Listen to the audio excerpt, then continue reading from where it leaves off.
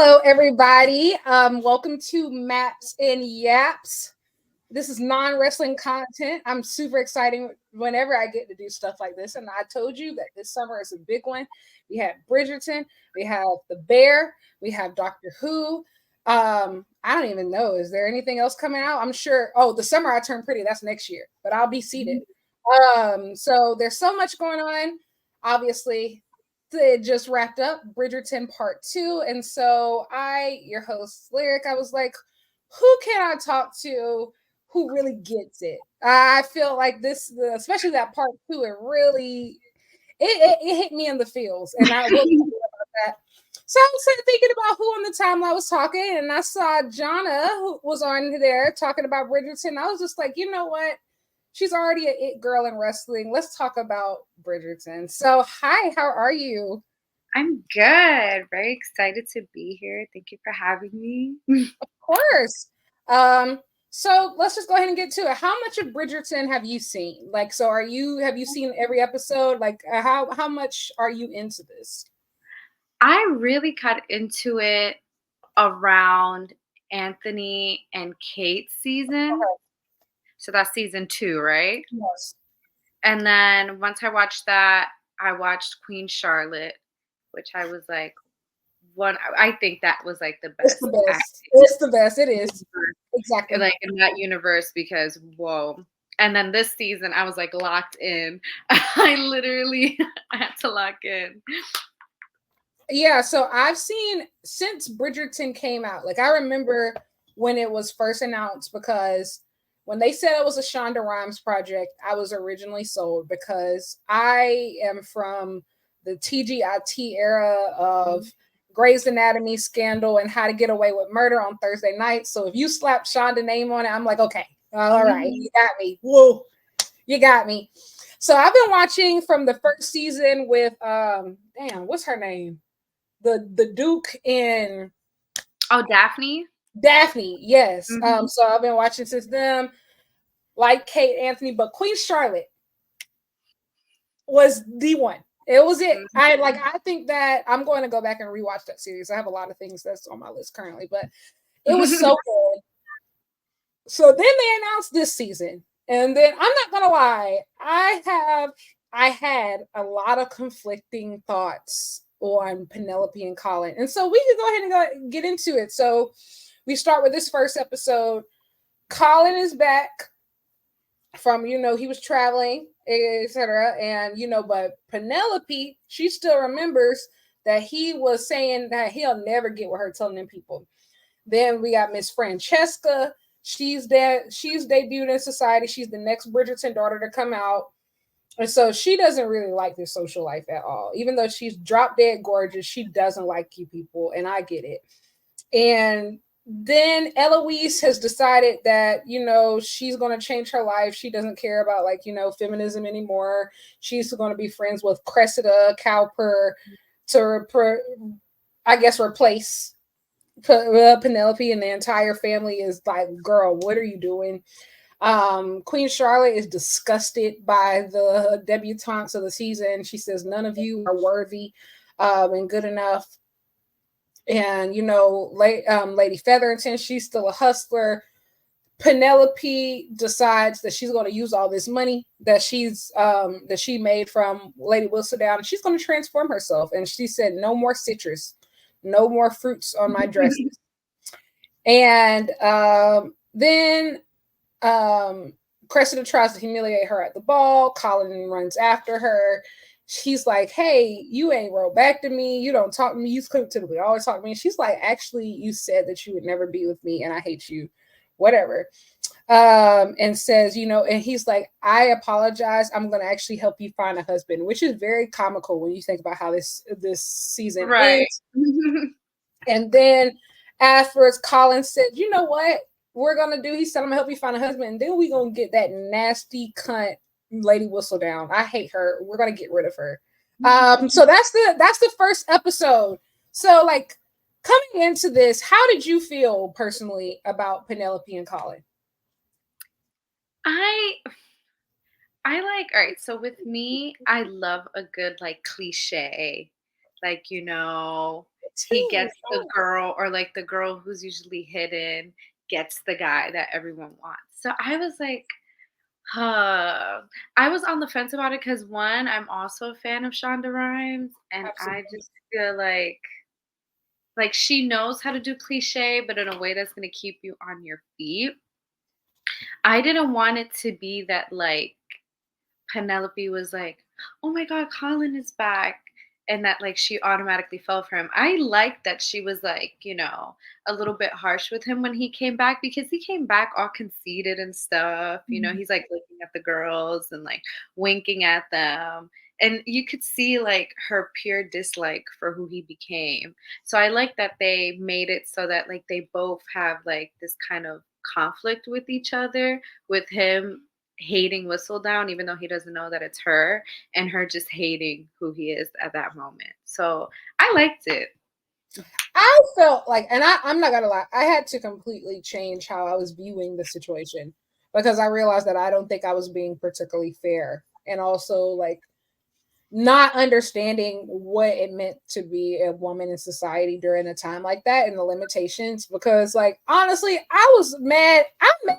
Like, don't get me wrong, Colin was doing a lot, but I'm like, Penelope, there's no way that you in this man's face, like, you didn't write all this about his family. Like, we did, like, we just see that. Like, we just saw what you just did. You didn't do all that stuff they saying that y'all did. You did. And then, Eloise, I'm like, don't get me wrong, Eloise can be very selfish, think about Mhm. herself and a lot. But I'm just like, Penelope is not an angel, guys. She's Like, she's not an angel. And I feel like there's been this effort to like romanticize this character of like because she was a wallflower. It's just like you did write crazy stuff about all these people. Like yeah. that and people who are your friends and that you are constantly in their house and stuff. But I didn't really, it took me towards, I think, the second half of the season to really understand like the how meaningful Lady Whistledown is, and that like this is so much bigger than her just gossip. It's big, it's like actually creating a life and a station for yourself at a time when women didn't have it. But at this point in the season, I didn't care. I'm gonna be honest, I didn't care. I was annoyed at both of them. I was annoyed at both of them. Mhm. Honestly, the best part of this episode for me was I love Francesca. I think that she's adorable. And I think also too Me of just too. like there's just something really special, and we'll talk about that going into the next episode. Next episode of there's just something really powerful about a woman who likes men who know how to shut up. Mhm. Like just as she saw a man, she said he's quiet. He knows how to shut up. That's what I want. Mhm. That's what I want for myself. And I think, but I also think that she's different from all the other Bridgerton siblings. Everybody else has For very sure. low, and she just loves her music. And I'm like, like she just loves music, her piano. That's it. Mhm. I So love how do you her. I think she's so her? Yeah, sweet. I I just love how she's just like, I like my music, and she's talking about her hobby. Like that's her one thing, and the guys are like, okay, and like, what else do you like? And she's like, that's what I like. Like she likes her own thing, and I like that she's not like, oh, I'm gonna be someone I'm not. Like she stuck to her guns, and I think she's so cute. she. I think, and it's very hard. I think sometimes for at least actually maybe it's not that hard, and she just proves how easy it actually is. But particularly in this show, we've seen so many different people like they'll have their own opinions, but as soon as like the queen says something or their father says something or their family says something, like it's like their entire just perspective has to shift. And I don't think that we've really seen like a lot of characters who are just really just set in their in their feelings of just like without being like, how do I say it, without something crazy happening. Like I feel Right. like even like last season, like with Kate and Anthony, like now y'all got to get caught by these people before y'all finally figure out your feelings for each other. Of like, it's really cool to see like normal people just say like, what, I just don't want to do this, guys. Like I just don't want to do Right. it. And that's fine. So Mhm. that was really think that this was a good introduction to Francesca, and then they actually had recasted her, so it was definitely a really good introduction to Francesca. So we go into episode 2. Queen Charlotte is upset but acting like she isn't upset that everybody keeps asking when she's going to choose a diamond, and she's like, "I'm going to take my sweet time, and y'all are going to impress me." And then everybody just starts showing their behinds. There's a new family in town. They're a black family, and the Mondriches, and so they just moved into this new estate, but they're definitely working class people. So like this feels very stuffy for them. And so it doesn't feel very natural. And so then my favorite character, Lady Danbury, tells the Bridgertons that, okay, the queen, she do want a diamond, y'all. She just acting crazy right now. Like she just impress her a little bit. I know how she get. Y'all know how she get. No, she said, listen, I'm gonna get and then my favorite hustler, Lady Featherington, tells her daughters that they're losers and that they need to get pregnant and married soon, or else that because she's tired of feeding them, essentially. And then Penelope and Colin, they go through flirting lessons to try to attract her husband. This is also extremely funny when you realize how this story ends.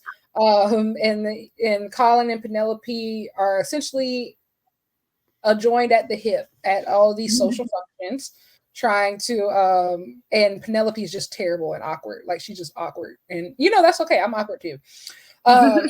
Eloise, tell now. I want to stop here. Like, what were you thinking was going to happen? You told Cressida Cowper at a ball. You said, "Yeah, I think my brother's giving her a lesson, so I'm trying to find her husband." Right. And was shocked when it got spread around within 2.5 seconds. Like, Eloise, I try to stand up for you, but you're a terrible friend too.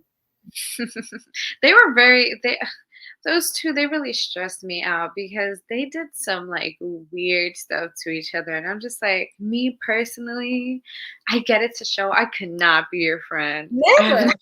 I could not maintain that friendship because it was just like they're like, oh, we don't want your brother to be in the mix. But they put him in the mix because he's like, what's going on? And then they're like, we don't want to talk about it.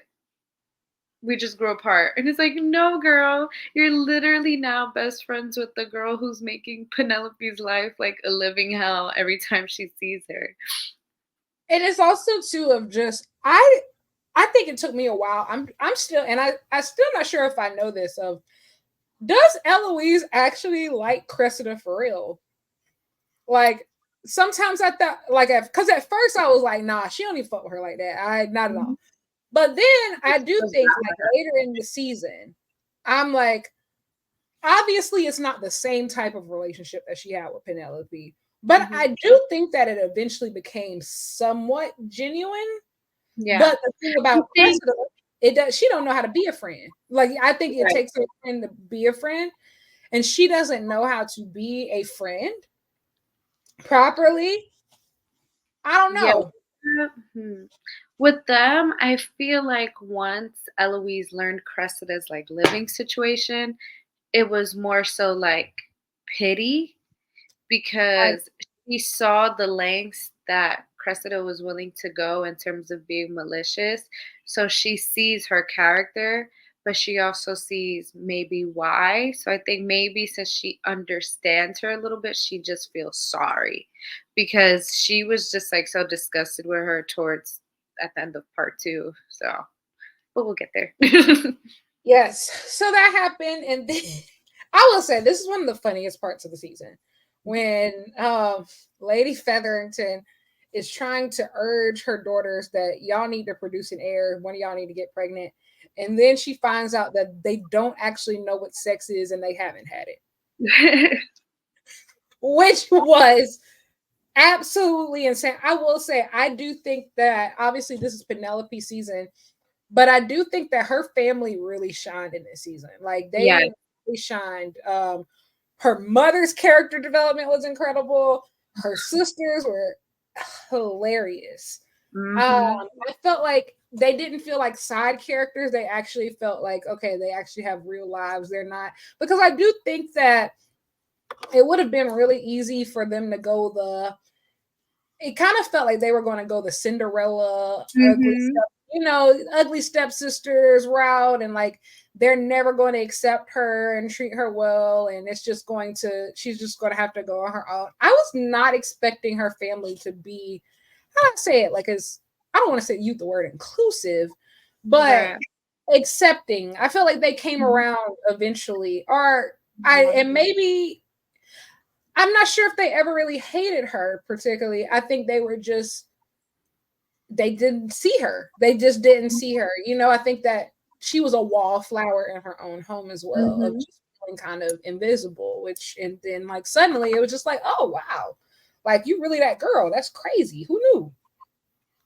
I love the Featheringtons. I feel like what you said, they shine Hmm. a lot because it's easy for us to only focus on like the Bridgertons, but then you realize, oh my God, Lady Featherington, she's going through this thing with the Esquire freaking showing up at her estate. And like he's like, I know something, and trying to get her in trouble, but she's also like, I need my daughters to produce an heir. The girls are like, we don't even know what sex is, and their husbands, they're not of any titles.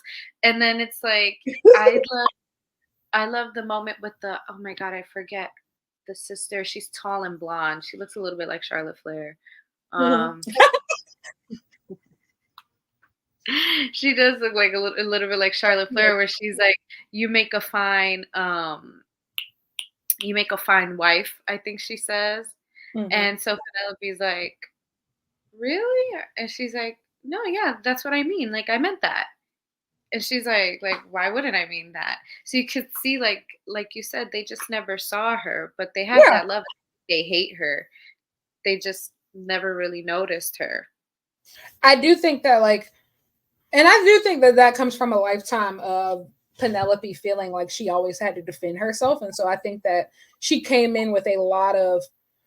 I think that she had a lot of pent up resentment and didn't even realize that they probably weren't even thinking of it. Which that typically happens in life, of just like a lot of times you'll be carrying around like hate, resentment for whatever which reason, and the person that you're mad at probably doesn't even know that it's even Right. happening. I'm like, who?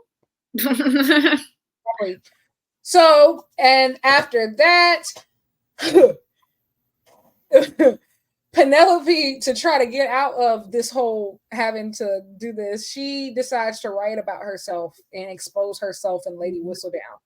Whistledown. And then she essentially says, "My life is over, Colin. And before, if I would just hate to die unkissed, and would you kiss me before? Because I'm just going to die alone." And there was a lot of talk about this season of just like, is she begging? Is she just dramatic? Is this from life experience? What did you think personally of this scene? I feel okay. We were talking about this. I feel like she was like begging because she did have such an attraction to him that once she started seeing his side come back, she probably had a glimmer of hope. Like her mom always mentioned, she was always so focused on books. Her head was always in a book. So she was probably like, I need to have this moment now. And everything had to be so fast paced, almost like a book. You finish a book, everything happened. Like the people are married at the end of a book. And when it happened, I was just like, one thing I will say that I really didn't like was the theme with Penelope. Yeah, she's finding herself, but there was also like this self pity, like this pity party she was in. I feel like every time there was like someone calling her out, she would be like, "I'm the girl no one sees at the ball." Like, and it's like, girl, they're You the telling girl writing about all the other girls. right. You're like talking about your own mom. You're talking about your sisters, and you want to be like, nobody ever looks at me, girl. Like this is not the argument. So I feel like she used like her feeling sorry for herself as like a way to like Justification. kiss me. Like, girl, who says that to someone? I'm gonna die alone. Kiss me. I think as a girl who grew up as a member of the fan fiction generation and Hey. I love, like, I live, like you said, like you love a good cliche. Like, I love a good romance film. And I love all the romance books, novels. I want to drown in it. Like, I want to drown in it. And which is so crazy because I'm such a pessimist in real life. But I get Penelope from that perspective. It's just, number one, I'm not gonna lie, she a better woman than me because my pride would Right. never let me go through That that. But part. you have to think though of just, it goes back to, like I said, I had to really change my gaze as far as how I Mhm. view this season and just this show in general, is because we have to remind ourselves this is a period Right. project. So, at which, it's not going to look like our modern super feminist ideals of just, and honestly, women empowerment back then looks completely different from what women empowerment looks back like, now. So even a woman even asking for someone to kiss them, that's bold Mhm. then. Because you have to think, if you're caught with a man you're not married to, your entire social standing is cooked, like Yeah. beyond. So in a lot of ways, I guess it was a liberating thing. I guess. Um, I don't know, and I just didn't feel at that point. It felt very forced. It felt like the chemistry was forced, and I think that it goes back to the argument that I've been making. I felt like for the last couple of years, but especially now, these 8 episode seasons. I feel like we are just, because why was they kissing on episode 2, guys? Like, we're just That keeping part. everything together. That part. My issue, it's like it moved too fast for me. I feel like 100%. we went from A to Z in the matter of 8 episodes, which I get it, but it's like, have some filler, like build this person's story, like build the other people surrounding them. I don't know. Absolutely. I love the season. I think it was really good, but I think it was too fast. And I think that they were just rushing to hit all like the major points, like the first kiss, the first intimate moment with the secret, the big reveal. Oh my God, it's okay, marriage. I That think it was, I will say, for me, the last 4 episodes were obviously the best, but Mhm. that is crazy fast of a sense of, you start, and obviously we'll get there. You start season 4 with Penelope and Colin finally guessing. Remember, they're having feelings for each other. He's like, we're engaged. By the end of the season, like, within 4 episodes, he has to. They have to tell everybody that they're getting married. He has Which to is so find. messy. That Hello. was messy. I am so glad you brought this up because I'm like, I was watching this with my friend and we were on FaceTime and I was like, wait a minute. You just have that moment in the carriage. You're like, we're engaged. You run inside your home. Everyone's there. You barely give Eloise a real moment to react. Everything happened in like 5 minutes. And everybody's acting, and I will say, y'all acting like Eloise was crazy. She was not Mhm. crazy. This was fast because, first of all, y'all wasn't supposed to be in that carriage together, no way. Now y'all in there doing the bop screw bop, and then he's decided, actually, no, you're coming with me. You're gonna just stay at our house. We're gonna tell my entire family right now we're getting married. We're gonna tell them right now in the middle of the night, and everybody's just gonna deal with it. And it's just a lot. And you mean to tell me 4 episodes later we have to get Colin to figure out that she is what Lady Whistledown. They get married. Then the Queen finds out. Then all these other people find out. No, we have Cressley Cowper. We'll get there. Then Mhm. Penelope has a baby. Uh, It reminds me of have you ever seen Diana the musical? Diana? No, I haven't. Okay, so Diana the Musical is a musical about Princess Diana. It was on Okay. Broadway for a while. Terrible reviews, awful. Then they put it on Netflix.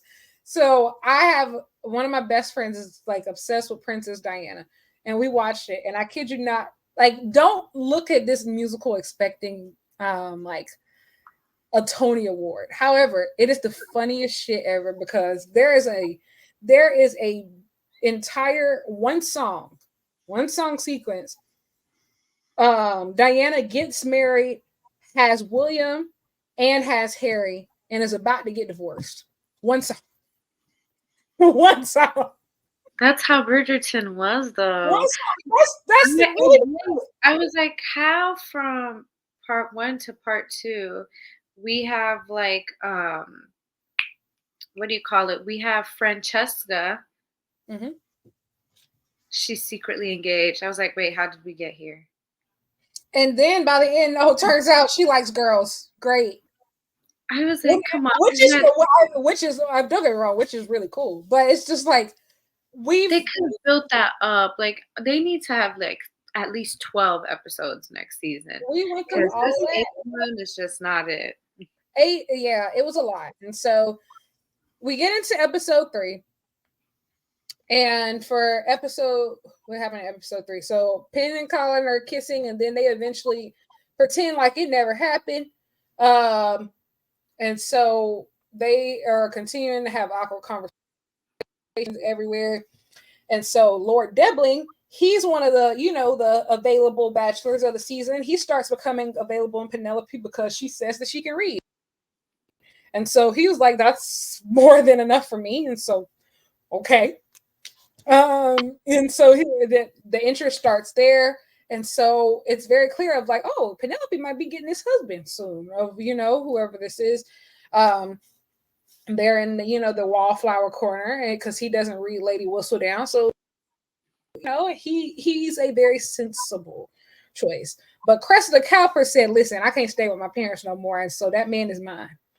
And so her and Penelope start going tit for tat, trying to, I don't know, start acting like they National Geographic, trying to prove to this man that they know everything about plants. It was kind of That was embarrassing. so cringy to me, that whole thing. I was like,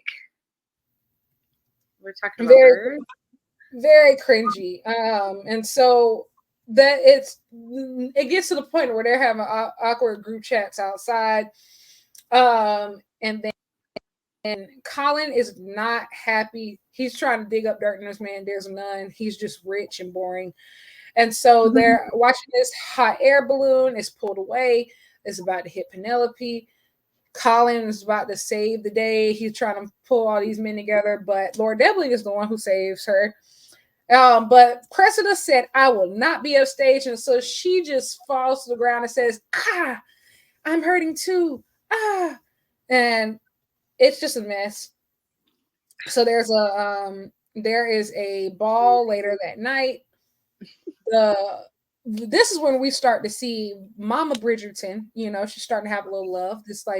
This handsome black man just comes and canter her glove, and we know that Mrs. Bridgerton loves her a love match. She loves a good love match. And then Colin is constantly being mobbed by the ladies, but he can't focus on them because his mind is gone.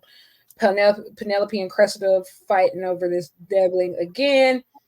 And so then Mama Bridgerton finds out that this handsome man is Lady Danbury's brother, which Yeah. is, I would like also to say this too, of just, I don't know who wrote Lady Danbury having a history with Violet's dad, and then so she's now messing with her brother. Like, that's crazy. Like, y'all, that's crazy. The I old when head. I was like, why is she so mad at him? I was like, I like him. But then, like, they get into the backstory. But I just find Miss Bridgerton, Lady Bridgerton, Miss Violet, I find her to be so adorable. I feel Me like that's what too. her and Francesca are both really adorable. And I like that her and Lady Danbury's brother, they're so cute to me. I like them. I think that she's the only parent on the show who has always actually asked her kids what makes them happy. Mhm. You know, everybody else is about station and stature and like, you know, what's feasible, like what's like what can how can you live? What's about comfort? You know, what's Yeah. about like sustainability? But she's the only parent that's really ever asked their kids, like, you know, what's going to make you happy? I want you to do what makes you happy. Are you in love? Like, you know, and I think that that's super powerful. And I will say, I was so dazzled and entranced, you know, by this man to the point where I forgot Queen Charlotte was such a good series to the point to where it kind of feels like it stands on its own, and you forget that it's a prequel. And so we Yeah. did see that, and that, you know, we did see that in the early episodes of, you know, Lady Danbury, essentially her brother pushing her to, like, you know, marry this man, and like she felt forced, and obviously we saw how that went. And so I didn't think of it immediately because, you know, like it's almost like, you know, that they're the same person, but you don't put like two and two together. Right. I'm just like, why is she so mad? And then I thought about it. I was like, oh yeah, she should be mad. That Yeah. is right. That is crazy.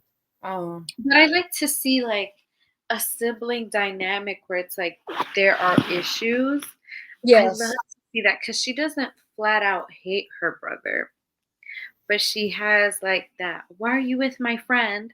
But she's masking that because she's really like, why are you around? So she doesn't really care that he's with Violet or like pursuing Violet. She cares like we have unfinished business. Like, So hello. I think yes and no, because I do think that like she does she is focused on that the beef part, and she was carrying that. But I also do think a lot of it was because of Violet, because she really does. And I think we saw it, you know, in the last season when they were talking, when, you know, it occurs to Violet that the man that she's talking about is her father, right? Mhm, She really values this friendship. mhm. Like, even when she eventually tells Violet, like, listen, if he ever messes up, I just want you to know I'm on your side. I'm your friend. Forget that. And you know, I love that. I just think that, you know, as girl, that's a girl's girl. Like, I just feel like, you know, Girl, as girls, like, I live for stuff like that. She's just like, listen, like, this, your friendship means so much to me. Like, he's my brother, but like, you're my friend, and like, I'm standing beside you. I'm sticking beside. And you know, Lady Danbury, she rides for her homegirls. Like, she rides for her homegirls. Between the Queen and Violet Bridgerton, she gets down about her Mhm. homegirls. And so I I love do think that I do too. And I do think that somewhat it was about Violet, because she's like, oh hell, this man ruined, he not finna ruin this relationship for me. Like, he's not it. about this for me. Which is fair, but I do think she was carrying around a lot. And so the Queen introduced has taken interest in Francesca. What is she didn't call her the diamond, she used to call her sparkler of the season. Mhm. And so she introduces her to a man that some foreign man, I forgot where he came from. Was it Spain? I think it was Spain or something. So my girl Francesca, she started talking to him, and she was not feeling it. He said, I want 8 kids. He said, I want 8 kids. My sister cried. She said, oh no, absolutely not. And so she goes outside to get some air. And then suddenly she runs into a man, and they just stand in silence together. Just stand in silence. And honestly, for me, up until that point, that was the best. That was the best episode. That was the best scene of the season so far for me. Best romantic scene of the season so far for me to that point.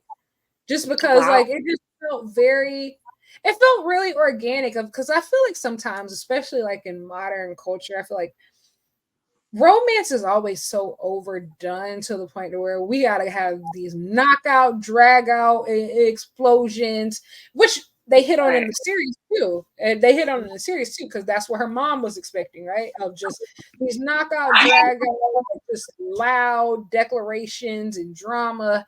It's rare to just sometimes just like some people. I don't think that people talk enough about what does love look like for introverts. Like, from Mm-hmm. true mutual introverts. And I don't think it's for everybody to understand. And so this was an example of that. And then, like, once other people start meeting him, they're just like, so do they just not talk to each other? They just be sitting here just quiet, like just quiet. But it was cute. I thought it was really cool. She was just so excited to just be there and be quiet. And I get it. She's so cute. She's just adorable, Such a little Francesca. doll. I love her. She's so like peaceful. Like I'm just like, guys, leave this girl alone. If her and her man want to just sit and like play piano or just sit in silence, let them be because like you said, I guess they're so used to like the Bridgertons. Oh, they have their eyes set on one person, or the queen has eyes set on her sights set on one person for that Bridgerton child or offspring, and then it all goes haywire. Then they're falling in love with someone else, an affair ensues. But for Francesca, she's just like, I don't want like that loud, you know, spotlight kind of thing. I just want to do my She thing. said she just wants to sit here and play Yeah. her piano with that man. That's it. And you know what? I stand. And then we find out that Benedict, he met a woman at the air balloon thing. She starts talking to him crazy. He finds out that she's a widow, and they start I guess they start flirting. He's like, listen, like I'm not looking to get married. She's like, I'm actually not looking to get married. Like, you might need to be scared of me. Which I think it's really cool. I think it's cool whenever we get to see women who have their own agency, like I think Lady Danbury is a good example, like because typically the widows are the ones with all the power, of the sense of people who get to really do whatever they want without really a man's approval.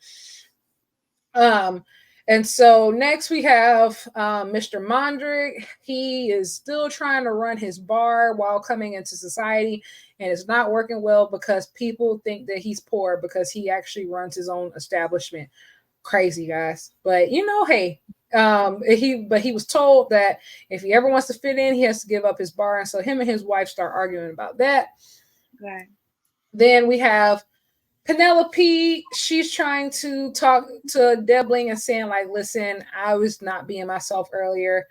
I love reading, because her mom told her to tell him that she couldn't read. And so she tried, finally it becomes herself, and Debling is like, okay, like I shows interest. He hands her the lemonade that he was supposed to hand to Cressida. And then Colin talking to his mama about, how do you know if you're in love? And he's starting to be down bad because it's starting to click for him that that I guess that he has genuine interest in Penelope, and he sees her dance with somebody else, and he's in pain. So whatever. I will say this was probably the weakest episode of the season potentially, but Yeah. that's episode 3. Then it really starts getting spicy when we go to episode 4. And so Devlin has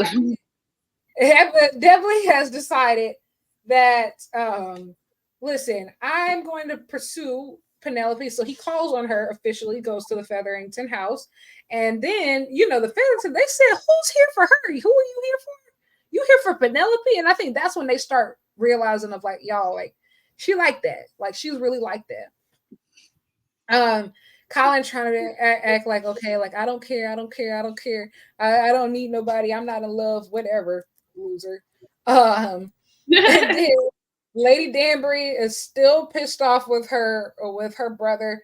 And then what else? Oh yes, Lord Martin, who is the guy that Francesca met at the ball. He comes to call on her, and so they literally sit in the drawing room in the Bridgerton house and just are silent. And they were having such a great time. But I then love that scene. It was so cute. it was so good. And then the Marquess that the Queen picked for Francesca, he comes, and then I will say she doesn't say much, but Francesca, she emotes very well. Like, she emotes very well. You could tell her entire body language changed. Like, when that other man came in, she was not feeling it. Like, Right. she She was polite, but she was not interested at all, which I thought was really interesting. Penelope visits a library, and her mama keep trying to say, "Stop reading. Please tell people that you can't read. You will not find a husband by reading." But either way, she runs into Lord Debling, and he's like, he actually likes the fact that she knows how to read.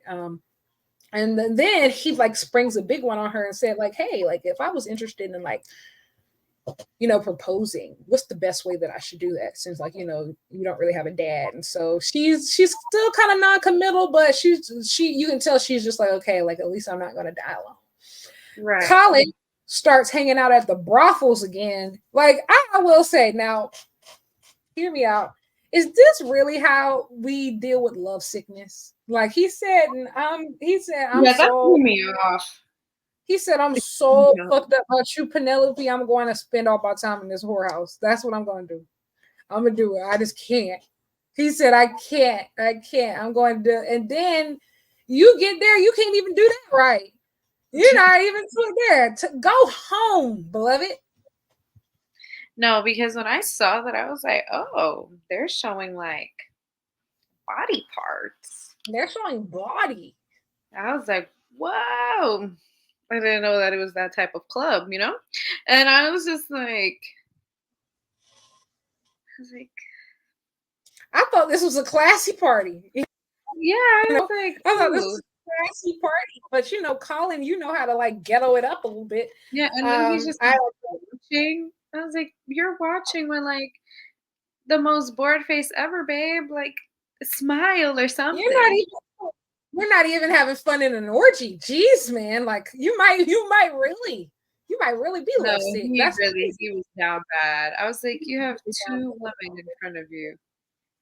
Absolutely. And so Francesca's out on the town and she walks around, she sees Lord Kilmartin, and he's just like, "Listen, she was like, "Why weren't you at the ball yesterday?" I love this scene because like Francesca doesn't talk much. And so she just kept talking and asking questions. "So why weren't you at the ball yesterday? What are you to?" And he's socially awkward.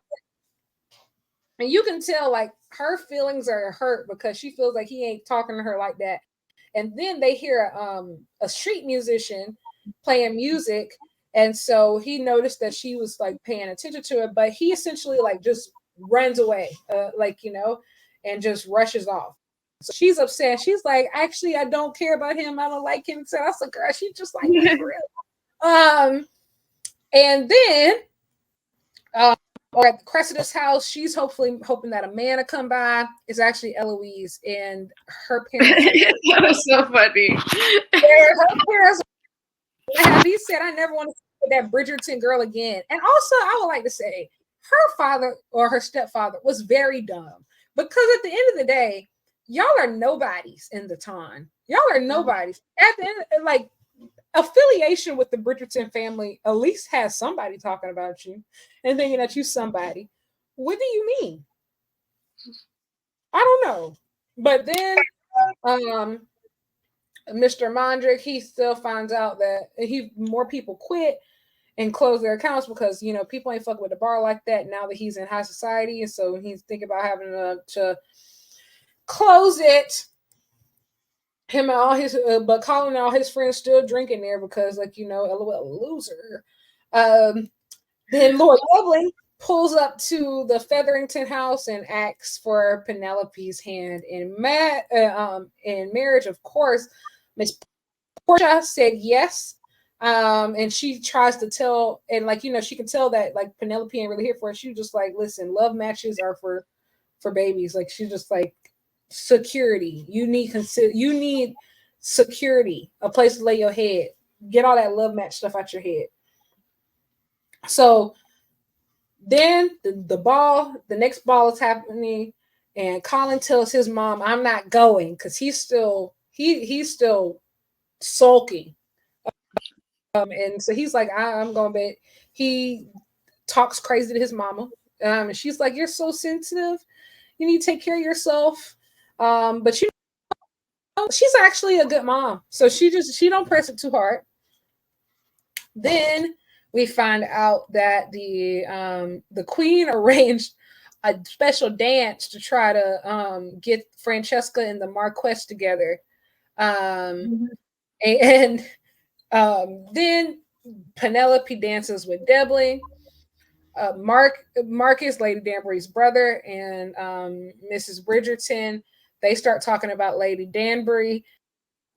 And that's when he finds out that Lady Danbury is actually like the orchestrator of all this. Like he didn't know how powerful she was and how she became. But anyway, they still talking. They still getting to know each other. Lady Danbury tells the Mondricks, like, listen, you got to quit that club or else Queen Charlotte will call y'all poor in 4K, and so you need to stop this like right now. Cressida looks for Eloise, and she's like, I will say this season, so this is what I was talking about when I was saying of just like, is Cressida and Eloise's relationship, like, is it genuine? And I do think that this is when I started to believe it was genuine. When she came up to her at that ball and was like, listen, I know what my dad said, but like, you are my friend and I want to be your friend and I don't care. And if he has a problem with it, he can go suck it. I was like, oh, okay, Krista. Okay, I'm a hater, so I don't give her any credit because she ended up doing like some crazy stuff. I was just like, ooh. I will say I wasn't a Cressida hater, but by the end of the season, I'm like, okay, girl. Cressida, okay, girl. Like this, you're doing a lot. And I think like to do all that, knowing that you did not have a backup plan, you can't write. Everybody is literally laughing, thinking about which you could possibly write because they don't think you can read. They don't think you can read. I think that scene of the queen holding the two lady whistledowns in her hand and the way she looks up, she's like, girl, be for real. Just slams Cressida's down. Like, I'm just like, oh, the people don't even believe you. That's crazy. That part. So Colin is at home. He finally, I guess he finds some courage. He's like, you know what? I'm going to this ball.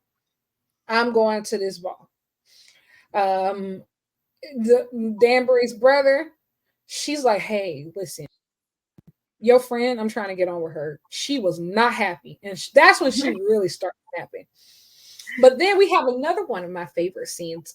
Most of my favorite scenes do come from Francesca, especially in this first half of the season.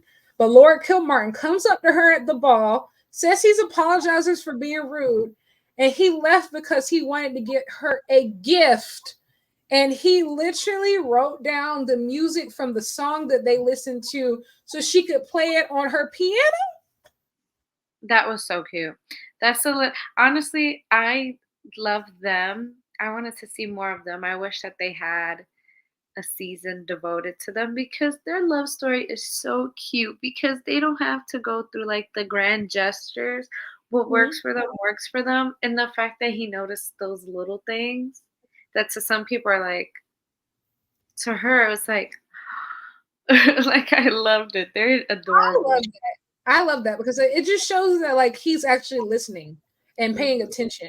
Because I think like, don't get me wrong, flowers, chocolates, all those things are nice, but a lot of times stuff like that can be very generic gifts. Like, I think that for somebody to take the time to truly get to know you and like see what you like, and honestly, you gotta think they don't even talk. They don't even talk. He literally like, how did you know that? He's like that's real romance, baby. Like that's real romance, baby. Mm-hmm. Francesca was so undone. She saw that man coming to give her lemonade. She said, fuck that. I can't do it, guys. I'm going home. And then had her mama thinking something was wrong. She said, no, I have to play it on my piano. I'm doing great. Actually, I'm feeling great. And so that happened. And so, now in the back of Mrs. Bridgerton's hand, she's like, oh my gosh, is the queen going to feel disrespected? This is kind of like really scary. And if the queen feels disrespected. Colin pulls up right when Devlin, Penelope is asking Devlin a tough question about does he believe that, love can grow? Because he's made it clear that he's looking for a practical match. And so she didn't like what she heard. But then Colin, this is where it really starts to get crazy. Colin start losing his mind. He said, "You know what? Fuck that. You don't belong with him. You belong with me. I'm going to cut into your dance right now. I'm going to ruin your night. I'm going to ruin everybody's night. Nobody can have a good night if I'm not having a good night. Period." Cressida, she saw this happening across. She said, "Oh, bet." She said, "I know she finna fumble this. Not me though." Colin says, "You can't marry this man." Penelope's like, "You can't tell me what to do, yada yada yada." And then Devlin, he's like, "Listen, y'all got something going on, and I'm not even gonna put myself through that." Like he said, "I couldn't." He said, "I can't trust you." He said, "I know for a fact that this man, he's your neighbor." He said, I'm out of town for most of the year." He said, "I can't trust you to be faithful." I'm going. He said, "Absolutely not." So y'all done scared Lord Devlin. He's embarrassed everybody. So they arguing. Do they have feelings? And do are they friends? Do they want to be more than friends? Meanwhile, Penelope Mama in her face asking, "Why did you mess this up? You finally had it." Then one of her sisters saying that she's pregnant. And then Penelope uses that as a distraction to get away. She gets to her carriage. Then Colin chases her down and jumps in the carriage. And then it starts getting really, really, really, really, really, really, really Let me crazy. say something about that little carriage moment.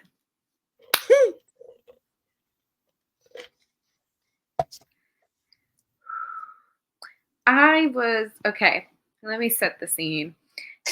I watched it last Thursday after work. I got out of work at about 3, had the house to myself. It was pouring rain, thunder, and lightning. Oh, that's My perfect. stuff just got there. I'm dipping my corn into the ranch, and things just unfolded. And I found myself holding a corn on the cob, like From ranch Wingstop. on my hand. Yeah, I'm like, because whoa. I think, what was I don't know, this particular, I'm almost positive it was late at night. And I'm like wrapped up in my blanket with my bottom on. And I'm like, I mean, y'all business bad. Like whenever I'm really into something, I start screaming at the TV. Like Me right now, too. I'm rewatching Scandal right now. And so whenever something super juicy happens, I'm like, they don't make TV like this no more. Which they don't. We They don't. don't. They don't. They But don't. I'll be like, I mean, y'all business bad. That's how I feel. I said, I think that's also another thing too about like things escalated so quickly because in 15 minutes, I'm Penelope, Penelope, girl, you had your first kiss last week. I don't know why y'all get down like that. To me, I felt like I was intruding because Absolutely. like the way like she touched his face at one point, and he was like, and I was like, I think that you a know very that meme, interesting. you know Which that meme one? of Shannon Sharp where he's like collard greens, fried catfish, Candy yam, fried yeah, catfish, yes, macaroni. So this is neck what bone, I cornbread. I was like, we got it all right here. It's all there. mhm. I think that this is where the shift happens, and like we talked about this of just was Penelope looking desperate at first in that season, and it can be debated whether she is or she wasn't, but I do think that they did a really great job of once Colin was locked in, he was locked in. Like Yeah. he was obsessed with her. Like he's obsessed. And it can now be argued he might love her more than she loves him, which is I don't think that was an outcome that a lot of people were banking on. Like, of just they did a really good job of making her, I think from that episode on through the rest of the season, they did a really good job of making Penelope feel like the prize. And I think the way, which was what was so upsetting for me, I think at first, is because it's just like, how is Colin the prize? Like, how is Colin the prize? Like, no offense to him, like, you know, sorry to that man, but how is Colin the prize? And so I do think that they did a really good job of making Penelope feel desirable and feel like she was the prize here. Like she, like, you know, and so this scene, man, I think it really kicks it all off. And so they get out of that carriage all rumpled and frumpled. And then he said, you know what? We're just gonna get married. Okay. Come in. Come on, the water's fine. So that's great. I think also too of just this same season, like there's no way that this is the same season that Colin was legit in a he was no, not the same season. Same episode. Colin was in a whorehouse about what 45 minutes before this? You know, like he's man. But then we have to wait for a couple weeks. Also, Netflix, seriously, like 8 episodes. Why are we doing part 1 and part 2? Seriously. But you know, I and then waiting a month. I finished them 4 little episodes. I did that in what, a day? And if anybody took longer than a day or 2 to finish it, I don't know what to tell you. I think you procrastinated if you took that long, because I was like doing laundry and stuff, and then I was like, oh. Absolutely. So I digress. I don't know who really took a full month to watch them, but okay. So then we open up episode 5 with at the Bridgerton house. Penelope and Colin are announcing their engagement. The entire Bridgerton family is geeked, except for Eloise, which makes sense. Which does make sense. She does pull Penelope to the side. She says, "Listen, you better tell him before I do." Mm-hmm. And she's upset that, you know, Penelope didn't tell her another secret that she kept secret, whatever. But I say whatever because, guys, let's be for real. Penelope was so clearly in love with Colin. I just don't understand how you didn't see it. But okay, right. Okay, right. Girl. The Featherington family finds out. They're excited. They honestly kind of like don't believe it. But her mom is like, why I gotta find out like this? Why nobody tell me nothing? Nobody tell me nothing. Kate and Anthony come back and they they are pregnant after their honeymoon. And keep in mind, earlier in the earlier part of the series, Kate's trying to figure out where she fits in, and because she's just like, I'm actually not ready to take over this Viscount, and I think your mom is really good at it, and so like, I'm fine if we don't do this, like, and so she's just like, I just kind of want to just chill and enjoy my husband right now. So I digress. So that but they can't share the news because they're trying to wait because they don't want to like dim down the light from Colin announcing his engagement to Penelope. So they keep their pregnancy quiet for a while. Cressida's life gets worse if possible. So her stepdad is trying to marry her off to a geriatric, and she's just not happy about it. Eloise uses that time instead of talking about Cressida to talk about Penelope and Colin.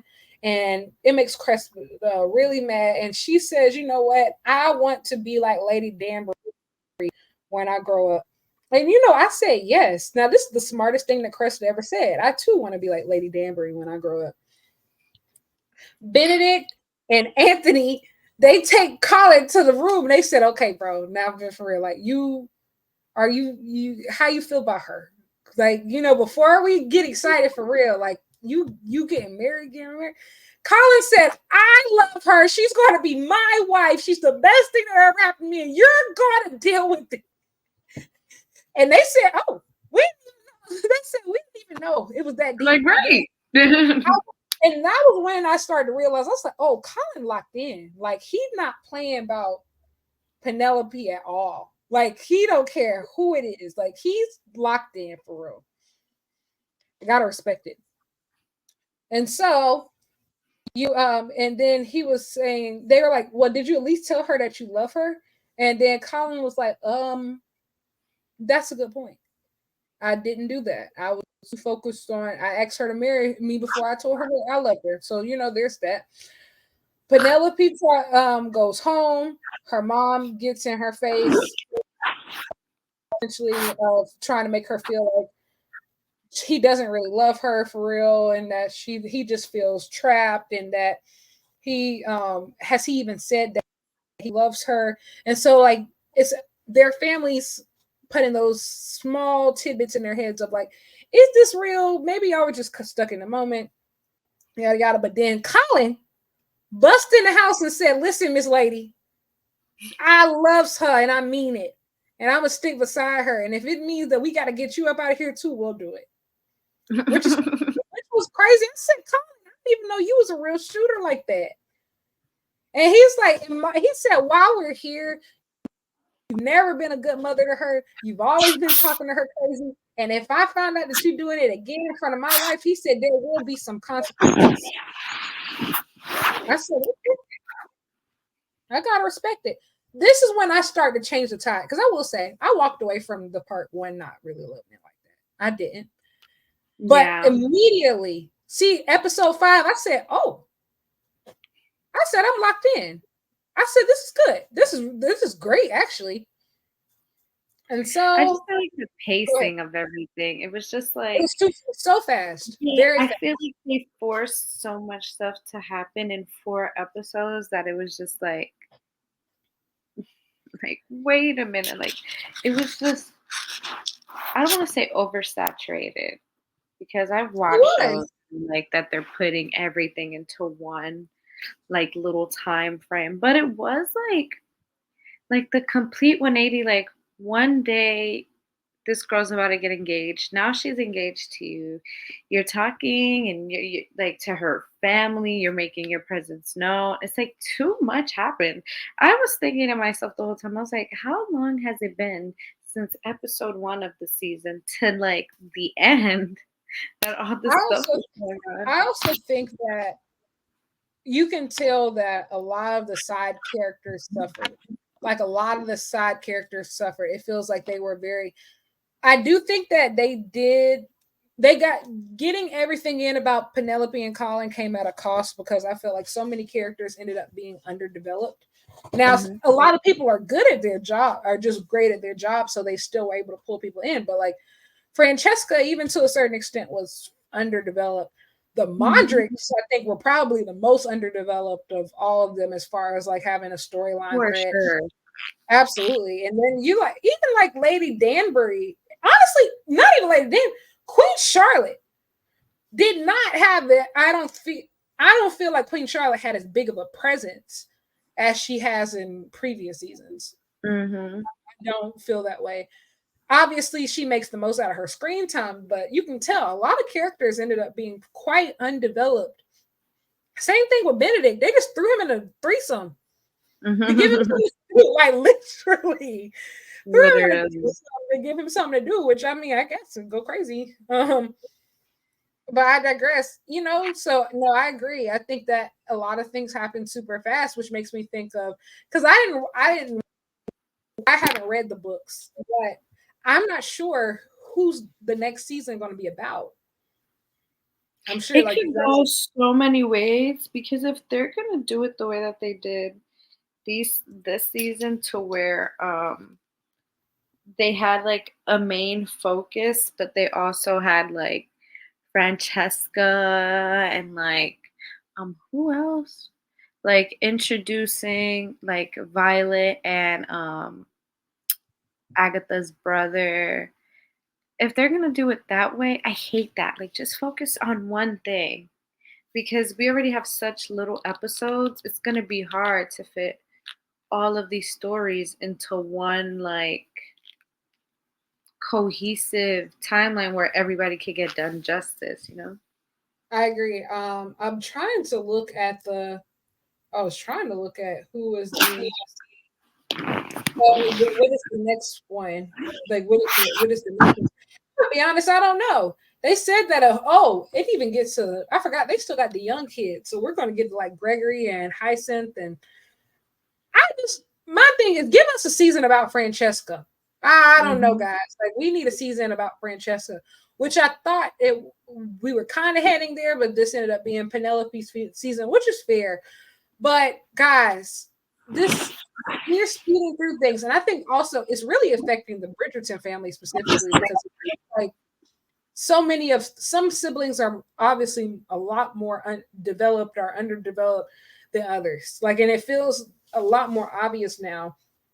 And then, like, it's the weird thing that like in real life, you don't have a lot of the actors from the previous season. Like, they don't come back, so it's just like, how do you even know how these, like, for example, Daphne would have been extremely helpful to Francesca this season, Mhm. but she's not there. We don't even know if half these other people coming back for these. So by the time it is time for, like, Gregory, Hyacinth, and all these other, the younger people in the time, like, where they gonna go? And who's gonna care? I digress though. We get to in episode 5, Colin finds a house. No, yeah, this is another part of things going fast. He takes Penelope to a house and said, "Yeah, we're gonna live here. I'm getting this all set up for us right now." Then they get into the mirror and they start doing the listen. This might be the best sex scene I've ever seen. It might actually be I very listen. I felt like there should have been more, really. but yeah, like It felt I like feel like we beautiful. didn't really get to see like it was their season, but I feel like we didn't really get to see them because and like when he finds out that she's whistled down, they spend time apart. Even the day before their wedding, they're not even like I do think that together. I do think that that part was, how do I say it? I think that that was kind of realistic though, because I Yeah, think that's realistic. I just feel like it wasn't. that's the Do problem I with will say 8 episodes. They could have shown, like, them and maybe, like, moments where she's like, "Oh, is he gonna find out?" Like but it's like, I do agree about that. when Yeah, you only have, like, 4 episodes in 1/2 of a season, you really gotta, like, just, I guess, get to the meat and potatoes. I do think that they also, this wasn't as, how do I say, as spicy as, like, I think previous seasons. I think that, like, Mhm. for example, I think that's what I really liked about the scene because I felt like it was really realistic of just like, guess what? Like, Penelope has zero, like, any type of romantic and sexual experience. So it made a lot of sense for, the Yeah. scene to be set up the way that it was and being very patient and like,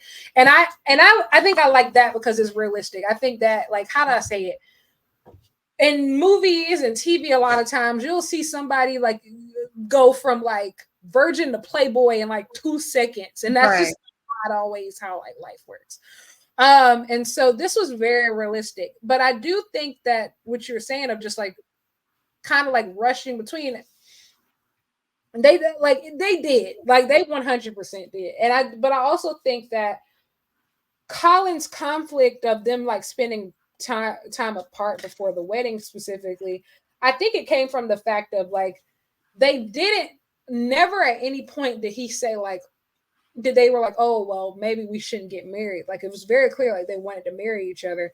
I just don't think that they knew how to process that secret between them. But also at the same time, it is weird. Like, it was just weird. And I think the, like you said, the pacing was definitely off. But I do think like they were trying not to be too tropey because that trope is always like something bad happens right before wedding day and like, or will they, won't they, and then they're going to threaten to like call the wedding off and not get married, and it's going to be this, that, and the third. And so like they kind of didn't do that here, but it still felt awkward. So I guess it happens. But the scene was great. Anthony and Kate are still telling people that they or what they're no, they're still not telling people that they're pregnant because they're trying to give Colin his time.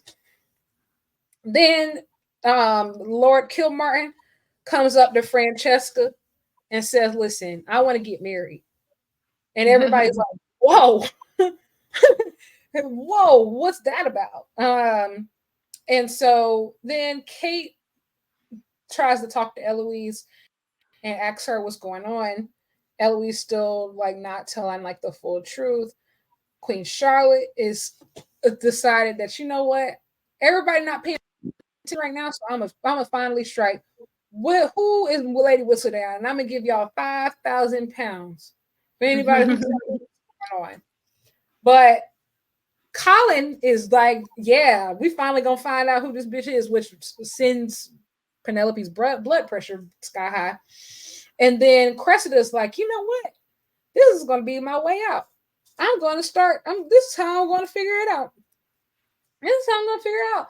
Then Lady Featherington decides, you know what? I'm gonna be a good mother. I'm going to support Penelope as she starts going all in. She tells her other daughters, y'all need to be nice. I'm going to plan this wedding. We're going to be rich now. We're going to combine our family with the Bridgertons, and it's going to be great. So then they have the engagement party, and it gets really, really, really, really ghetto. The who is it? Francesca man tries to start telling stories and jokes to the Bridgerton family, fails miserably.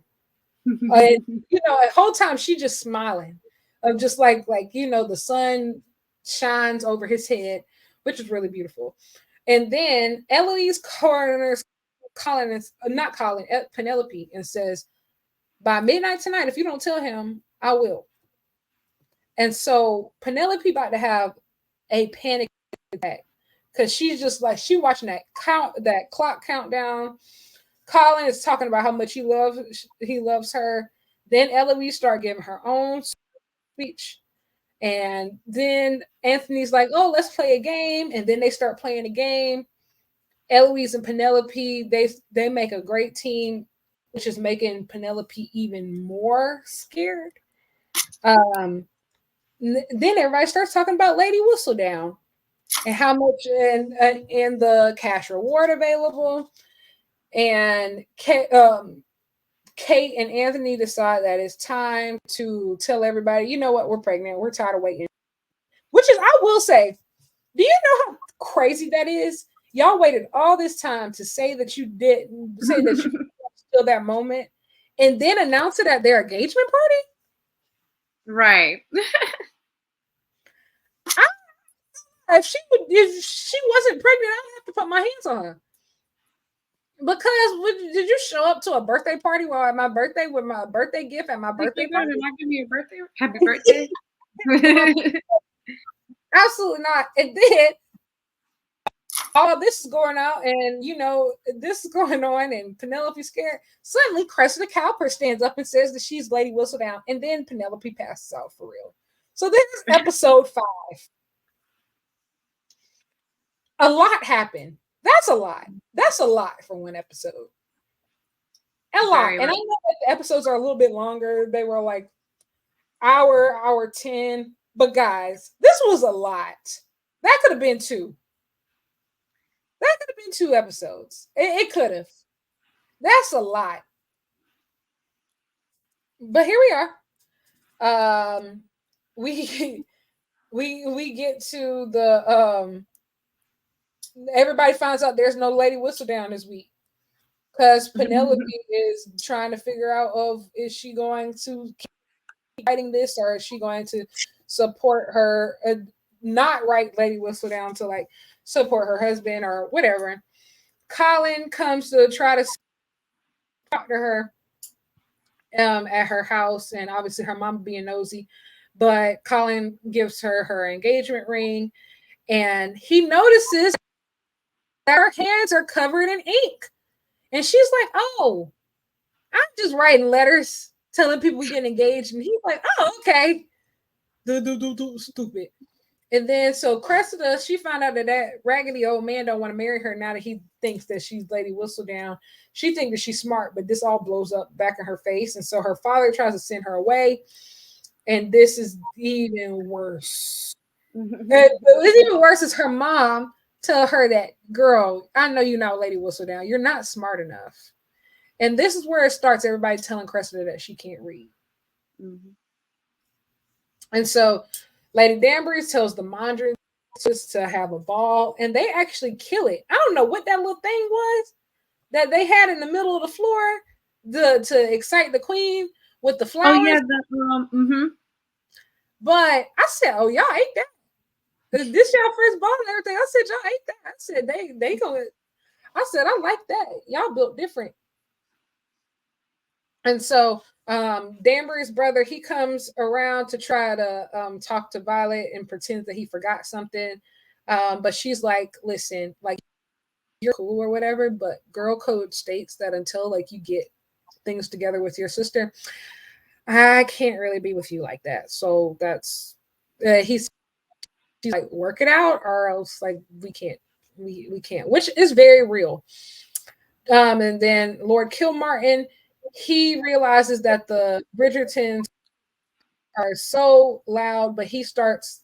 He finally, I guess, makes everybody laugh, and he just say everything. And so they got in. They start to like him.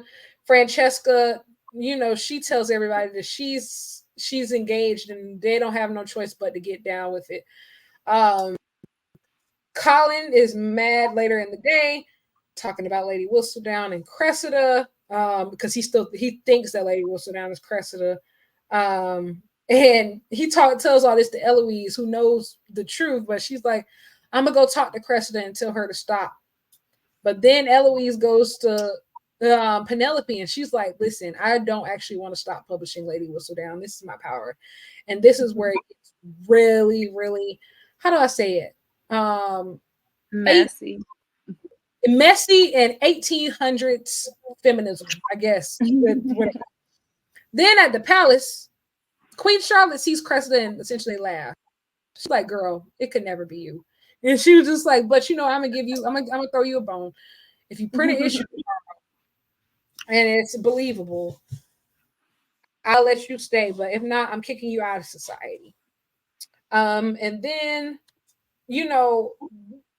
Penelope mama's so excited that she marrying somebody from an esteemed family to the point where she is planning this wedding like it's hers. And so then she's telling like Penelope, she doesn't even know anything about the Lady Whistledown situation at this point. She's just like, you need to sacrifice for your husband. The only thing that needs to matter to you between now and your wedding day is making sure that Colin is happy. And then things start getting messy on the other part of the Bridgerton side because Francesca and her betrothed, they go to her mom to ask for the queen's blessing because she essentially rejected the match for the queen. But then Violet start acting messy. She starts acting messy and just just like, I don't want her to look me in the eyes because she gonna see that I'm not really feeling this match like that. Blah blah blah, whatever. Then we find out Benedict is at that lady house that widowed lady house. And that's how he starts on his way to his threesome, which more power to you. All of the men get together to go to that bar one last time, Mr. Mondrich's bar, before it shuts down. And so they're drinking and talking about how Colin's about to write a book and get married. They go to the church, which I ain't gonna lie, I was like, this is real old timey. So like before you get married, you got to take it to the church and it got to get approved before you even get married. I don't think I realized that until it happened. But they essentially, Penelope and Colin's church marriage gets approved, so they're now allowed to get married. Lady Danbury starts sending all the ladies in society after her brother so he won't talk to Violet, which is kind of beast. I'm not gonna lie, that was kind of beast. Penelope not telling Colin the truth. Cressida asked Eloise to be her. She asked Eloise, "Hey, listen, I know how smart you are. That's why come help me write this Lady Whistle down. You can be a co-writer. This is crazy. This was crazy. And so she ends her friendship with Cressida just like that, which also brings back to the conversation of were they ever friends in the first place? Because like she really did. Cressida, don't get me wrong, she wasn't great, but she did have a reason to be how she was, just like everybody did. And I like she just kind of left her out to dry. Don't get me wrong, like I guess she had to choose between her family and Cressida, which obviously I think the choice was obvious, but she definitely left that girl out to dry. So next, Penelope went to the dress shop to buy new dresses, and essentially she was told, like, listen, you're so good at this. Don't give up on your dream, or I love that scene. Me I wish we too. saw their dynamic because, like, it's like again, no more 8 episode seasons, please. You could see so many different like stories flourish and people all tie in, and it could like make the story way more meaningful because little scenes like that where it's like you have a woman who owns a boutique Hmm. who's like, don't give up on your dreams for it, man. Like, if this is what you want to do, go for it. Instead of having, Absolutely. like, it was refreshing to see that scene when you have everybody who's like, who knows that she's whistled down, be like, you need to tell that you're whistled down right now, or you need to get your head out of those books. It was very refreshing. And it's like side characters like that, they do matter. And I feel like it makes the fans more engaged when they see like those little palate cleansers for in like a group of people and an ensemble of people who are just like set in their ways of everything being by the book. I think that that's a really good point, and I think it's also because like talking about what does feminism in 1800s look like, and I think like most women, there are no women entrepreneurs, so like seeing another one is very rare. And so I think that even though like the dressmaker, she doesn't have like a huge role, her role is still substantial enough because she's like one of the only women who actually owns their own business, who is responsible for making their own money. So like she is in a unique position to tell Penelope from experience that no, like you should be always have your own thing, always do your own thing. And so I agree, like this scene was super powerful and I really loved it. Next we have Benedict. He joins the the threesome at first, and like when they about to start, he's like, okay, I can't do it, guys. I can't do it. I'm about to go. I can't do it. I can't do it. I'm about to leave. He eventually comes back, but he's just like, okay, I can't do it, guys. Then the Mondrian ball slaps. They have that thing in the middle with all the flowers. Somebody, um, it's like a pop up art thing. It's kind of fantastic. Francesca was like, Mom, you said you ain't gonna see the queen no time soon. She's right here. Go talk to her. Then that's when her mom was like, okay, I don't know. And then she realizes that, oh, you don't support me. Um, and then, but that man, Lord Kilmar, he said, I'm not getting involved in this drama. The weather is very nice today. So Lady Danbury and her brother start following Violet out. Then she's like, no, don't follow her. That's my friend. Please don't talk to her. Um, so there's that. Then they really start talking then about why specifically Lady Danbury is upset. And she gets into it. And it's very valid. And if you watch Queen Charlotte, you can see why. Then Crystal pull up to the ball in an all red, like she about to like she's really her, like real whistle down, like she really can kill everybody. And then all she do is drop a note. Her mama, she just drops a note that says that, oh yeah, y'all, episode is coming soon. No, not an episode. is coming The new soon. issue, yeah. Like, what am I? That lady specifically told you she wants the tea today. The queen told you she wants the tea today. Okay. And so that happens, and they she's I guess she managed to keep her at bay for a little bit. But Queen Charlotte says, listen, before I give you this money, you're gonna have to drop a full issue. I'm sort of like, don't care. Penelope and Eloise, they finally lock in together. And Eloise, okay, said, fine. You have to be Lady Whistledown from now on because we can't let Cressida do this. So they lock in. Penelope decides to write one more issue, and it's going to discredit what Cressida got going on. And so she writes the issue. She goes to have pushed in her little cloak, and we end this season, not this season, this episode with the big shocker because Colin followed Penelope to the publisher, and he figures out that she is Lady Whistledown. What are your thoughts? I loved the ending because I feel like when you see like the chase, we're so distracted from the fact that it's like, oh shit, he's gonna catch her, to it's like, oh shit, he's gonna like spaz out on her because she is someone that he hates for what she wrote about his sister, what she wrote about him. So it's more so a thing of, girl, okay, he's gonna catch you. Like we see, he's gonna see who you are.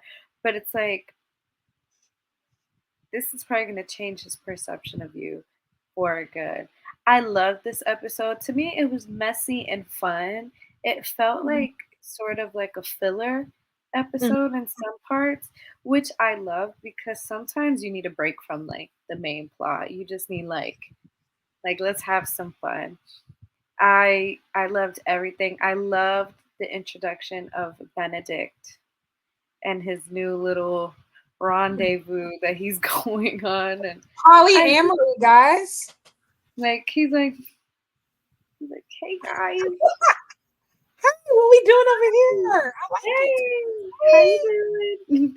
Like I liked it so much because it showed a little bit of everything in a Yes. good way though. It was like there wasn't any major developments outside from the ending where it's like girl, you're about to get found out by your man. But I don't know. I loved it, but I loved um episode 5 way more. I feel like the strongest episodes in part 2 for me were 5 and 7. Yeah, I think also too sometimes filler episodes they do a lot of that character development that I think that we've talked about of like really getting a basis of who people are and why do they do the things that they do. Like we know Mhm. that they're doing them. But I think that a lot of times like we miss out on that deep why. And so I think this was really cool. And also I think that the interesting thing of Colin eventually finding out, and I think him following Penelope to just because he wanted to make sure he was okay. I'm just it goes back to what I was saying of like once Colin was locked in, he was locked in. Like he's obsessed with her. There was no way that he would be in her skin if he could. There's no way that he was not going to find out. And I don't think that Penelope realized that, oh, he's really obsessed with me. Like he Right. actually pays attention to what I'm doing, where I'm going. If I say that I'm sick, he's going to come check on me and see if I'm okay. And I Mhm. think that a lot of that, I don't think that Penelope was ever expecting him to get caught. It goes back to because she's never really had people checking after her. It always comes back to that too. And so I think that that was just such a very interesting tidbit of their story. But we go into episode 7, as you said, which was one of the best episodes of the series. So they they arguing at the printer. Cressida does publish herself a whistle down, and she talking shit. Like she said, the Bridgertons are having too many kids. She said that Violet was cheating on Papa on that man, Mhm. and then was saying that Then the real Lady Whistledown comes in, calls Cressida crazy, and starts Mhm. talking bad about all of the people on who are I acting love up. that, But by the way. She was like, "Girl, I know all the tea, so let's really spill let's some get tea." into it. She said, let's really Mhm. get into it. You want to talk? Let's talk. And I also like too of just, you can tell that that particular issue, you can tell that Penelope has decided what Lady Whistledown was needed, meant to be used for. Like the people that she went after, she's talking about people who aren't paying their debts, or people who are mistreating their servants, or people who Mhm. are like, disrespecting their wives. Like she's actually using it to like get people who need to get got. And Mhm. rather than, just telling all her friends and family business whenever she get mad. There's a difference. There's some people that need to be exposed. Like I think that, and I've said this numerous times, we need to bring real hate back. Mhm. Real hate. Like not this TikTok shit, like real hate back. Be a real hater. Let's give Mhm. hate to people who deserve it. You know? Like that's hate is not meant to be used on like, people who don't deserve it. Save it. Save it. Save your hatred. Kendrick Lamar, has he taught you guys nothing? Save your hatred until there's time you can use it for good. Save your hatred, guys. Mhm. Um, so then, um, also, I think it was really funny because you could see Violet Bridgerton when she's reading both pamphlets. When she reads the real Lady Whistledown, she says, "Woo!"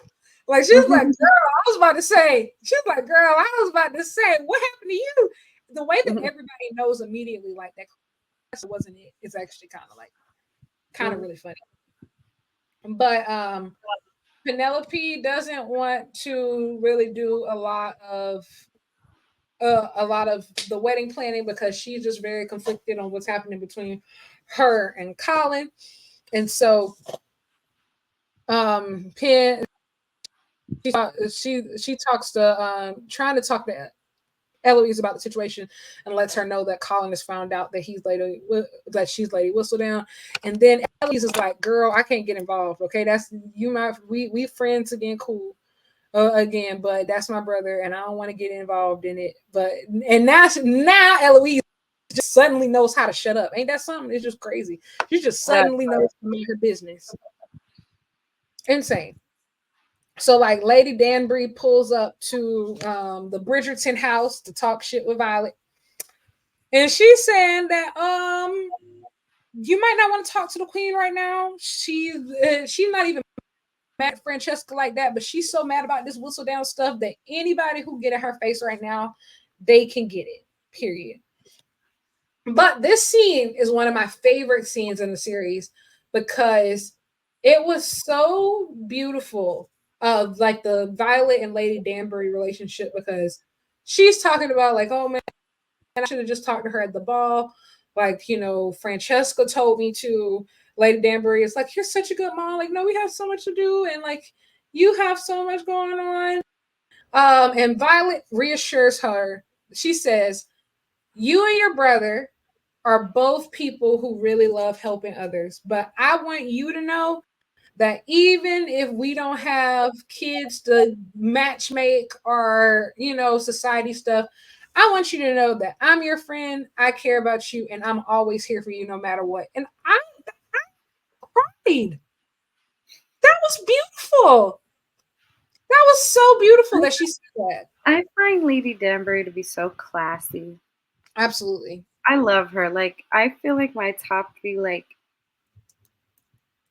women in that show, like the Mhm. older women, it definitely has to be Lady Danbury, Violet, and Charlotte Period. because they just the way that they carry themselves, it's like so like Charlotte, she knows she's the queen, but she knows when to let her guard down.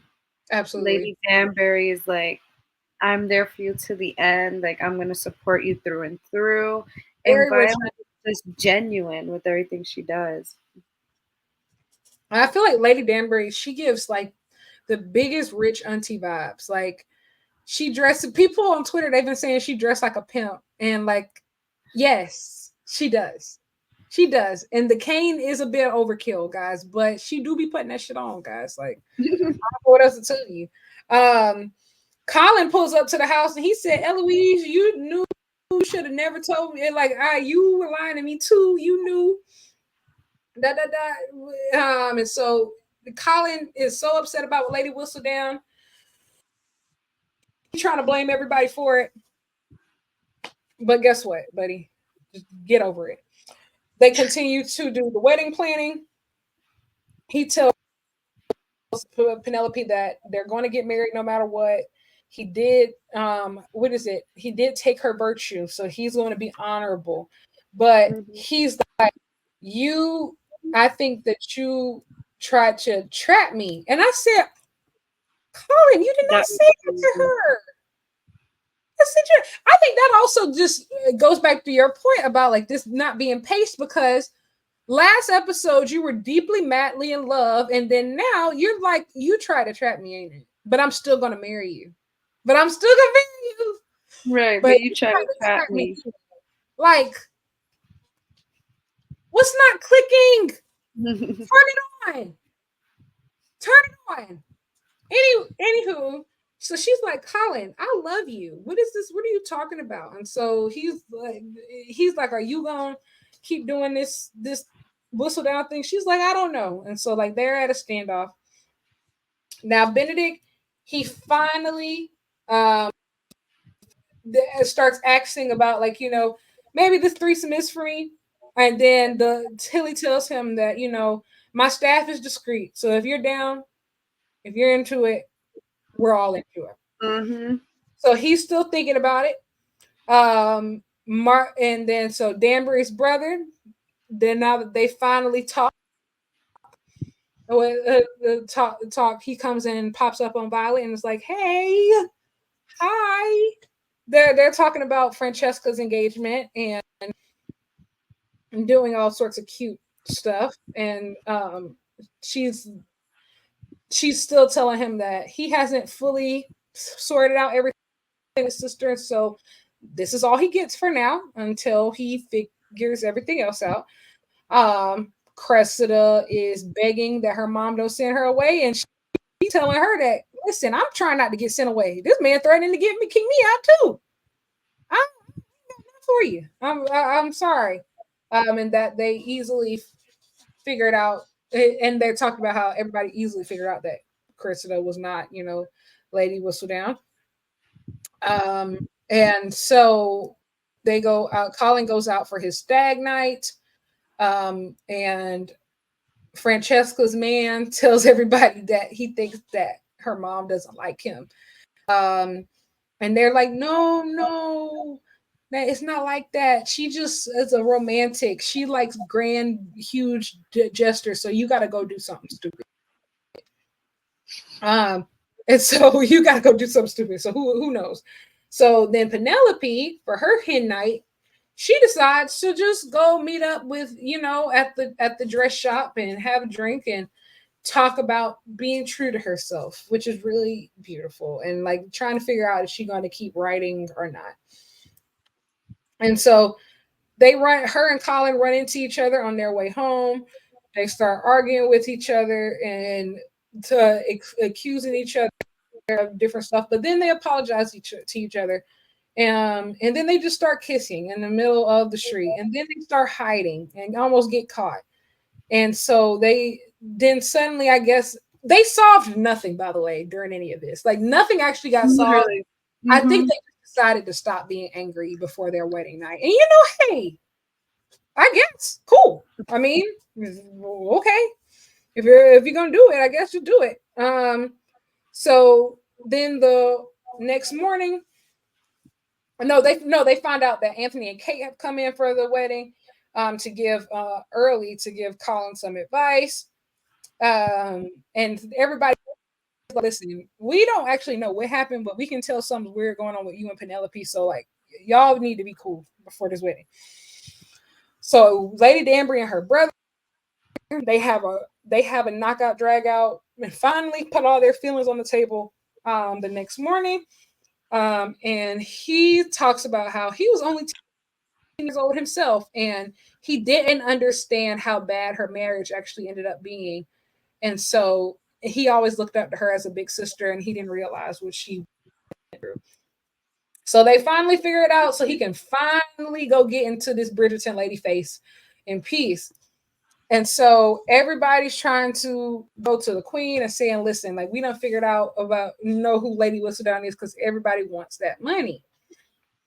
But she started to figure out for herself. And so they have the wedding. I will say the actual wedding scene was very underwhelming. Yeah, it It was. was short too. Maybe it's because, like, Penelope and Colin had been like arguing before. The actual wedding scene was very underwhelming. I didn't like it. I was like, I would have left the wedding. Yeah. I would have. I'm sorry. Like it was. Where's I the skipped through drama? it. When I was watching it, I just skipped through it. I feel like they forced everything to be so like happy. Go like oh my god, everything worked out, and it's like Y'all having a breakfast. no. Like, y'all having a breakfast afterwards. Like, what are we doing here? I just I don't even know what that sound was. But Eloise is kind of like, I love you guys. Like, we're family, and we love everybody. We have family. No, and then Benedict telling Eloise, like, it's okay, you love both of them, and they're always going to be there for you, and it's fine. And Lady Danbury is like, you have permission to see my brother now, and you should go fix things with your daughter. Anthony and Kate decide to go back home to India because Kate hasn't been home in forever, and Anthony wants to, finally see where she comes from. But this could be kind of scary, because I don't know if this is them writing them off the show, but I guess we'll find out in 2 years. Who knows? But Penelope's mom tells her that she can tell she's going through something, but she's just going to support her, and she loves her, and that she's not going to get in her business. And then they decide to start dancing in the middle of this breakfast. And I feel like I knew what they were trying to go for. Like, they were trying to create a moment. It was a flop. It was. It was a flop. Like, I think, like, trying to make something elegant, like when they get in their bag in Bridgerton, and like they start doing like all the top 40 hits, and like, in with strings, An instruments, and orchestra and strings, yeah. or doing, the big band version of Taylor Swift. Like, I get it, guys. It didn't do it for me this time. I know. No. I agree. I'm telling you, the one thing that like sticks out to me is the pacing of everything. It felt very thrown together. I would have rather seen like a special of like Kate and Anthony's. Yeah. Like this one just didn't do it for me because the whole like the whole specter of like the whole spectacle of the wedding was overshadowed by the fact that she's Whistledown and that it's only a matter of time before like it either breaks them up or she gets caught. So I feel like they were just trying to throw stuff together at that point. And speaking of which, before I get into it, I was about to say, Francesca says, fuck it. And so she says, we about to go start dancing right now. This is how everybody's gonna find out that we engaged. I'm tired. I ain't waiting on nobody. And I have to stand. Like, Francesca, she really stood on business the entire season. You don't support this bet, I'll support myself. Gotta love it. But then going back to the Lady Whistledown thing, everybody's having a good time. Queen Charlotte pulls up and says, everybody who's not a Bridgerton, get out. Get out. Penelope And tried to leave. my favorite part, my favorite part is that Lady Danbury stood right there and said, and what? Who leaving? Who not a Bridgerton? Who not? And I said, she just like me for real in people business. Because why not leave? And why not leave? I want to see what you said now. I want to see what you said now. So the queen said, somebody in here got a secret that they keeping from me, and I'm about to find out who it is, and whoever need to step forward. Penelope about to pass out again because you know how she gets, start shaking. And you know how she get. And then Francesca says, like I said, standing on business yet again. She said, it's me. I know you mad that I didn't marry that man, but this is my man now. We go together and we're getting married. Period. And then Queen Charlotte's like, girl, I knew that already. girl, we all knew. Please step back. Francesca stand on business so hard till her feet hurt. Like she couldn't even fathom that she wasn't the one that everybody was talking about. And so then Anthony said, "What do you mean? Nobody in my home would ever write nothing like that." Penelope is just sweating again. And so after the queen leaves, Colin and Penelope they talking, and Colin is like, why can't you just stop publishing, bro? This is kind of ruining the entire family. But Penelope says, listen, this is a part of me and I can't change that. And so Colin was like, I'll just sleep on the sofa. But then Eloise says that she decides to hug Penelope. Eloise, girl, flip flop all day. What do you want? You see Colin Mag, you used to be like, oh yeah, if you don't treat Colin right, I'm gonna tell him everything. And now it's okay, Colin he just showing out right now. It's okay, I got your back. Girl, you flip-flop so bad, but it's okay. But then Benedict, he goes back to that house. He finally engages in the threesome and he has a great time. Good for him. He has a fantastic time with them people. Cressida is trying to get people to pay for her but to essentially publish her, how do I say it, her half-cooked Lady Whistledown. Nobody cares.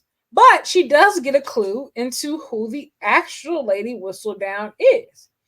Because somebody says, like, you're not the redhead that typically comes around here. That's how exactly. So that's how figures out that it's Penelope, and then we get to the last episode.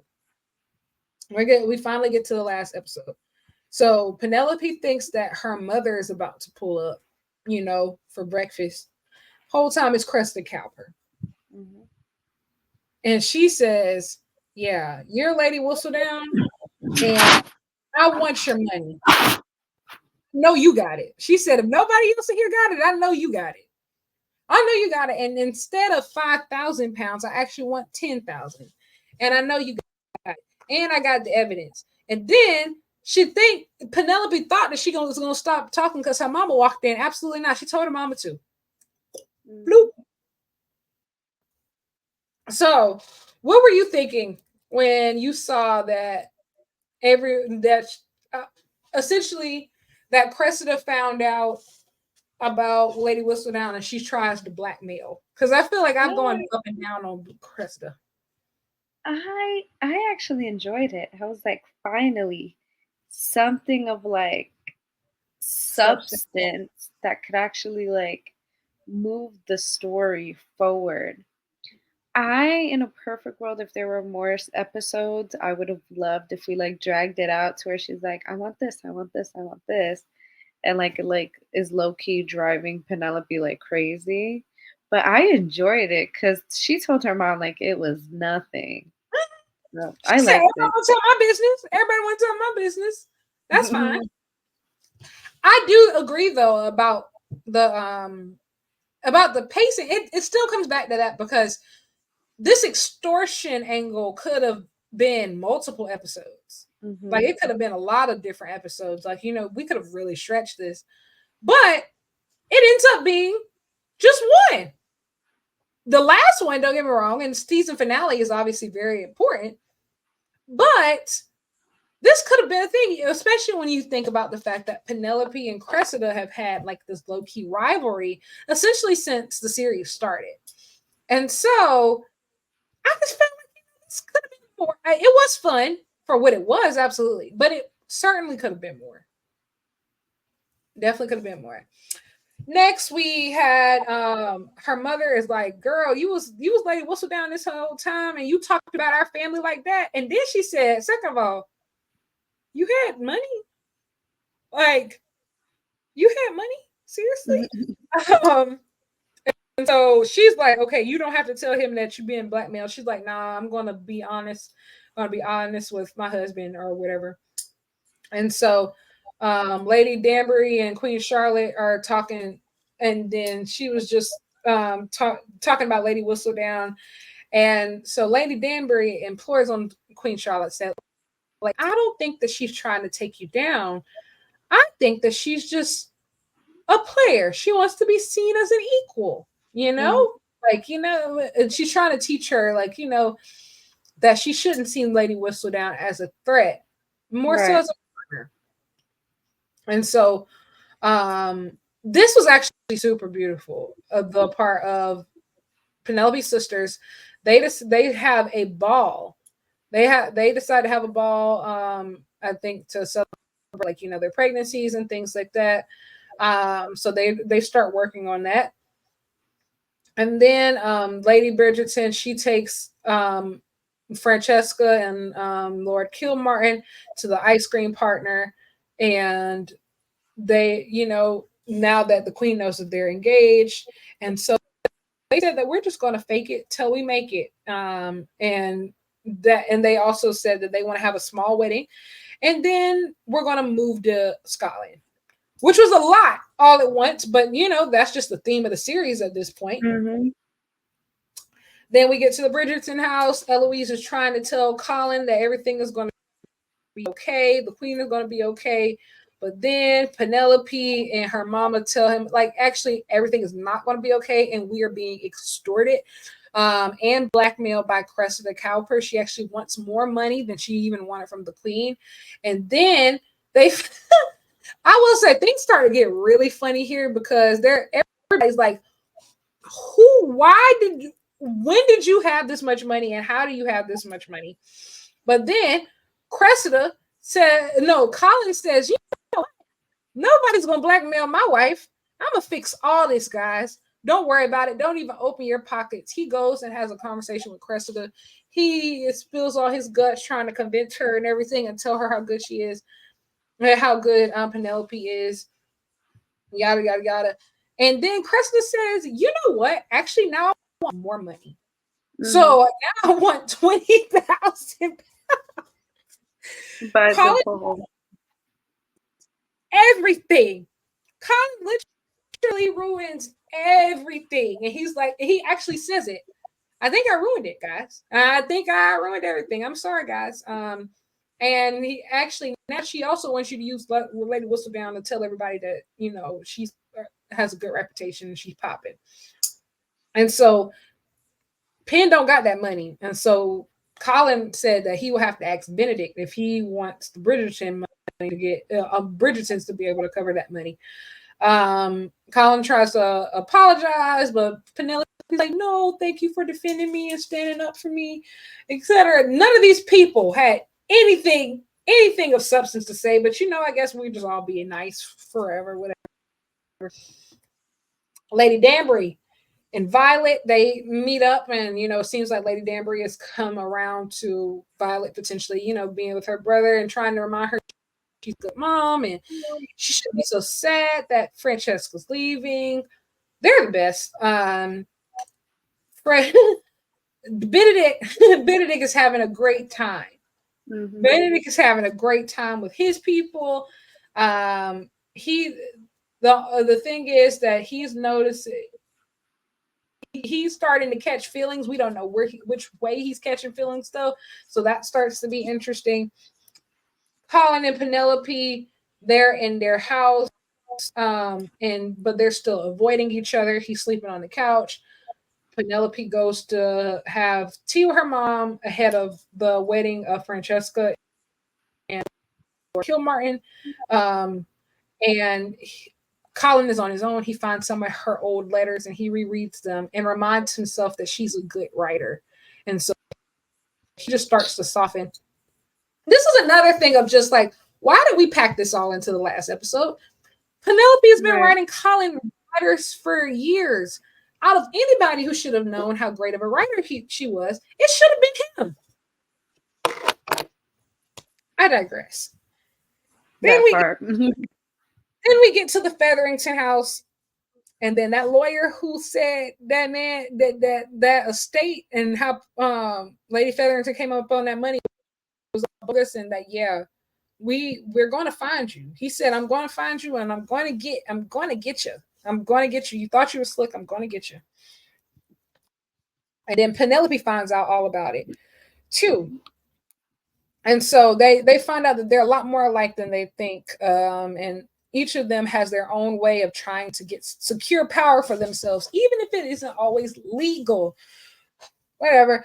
But then Violet talks to Francesca before the wedding, and she's trying. Basically, Francesca's trying to tell her like, no, like I'm still here, even if I'm not, like even though I'm moving away, it's going to be great. And so like everybody's trying to be strong and happy for each other.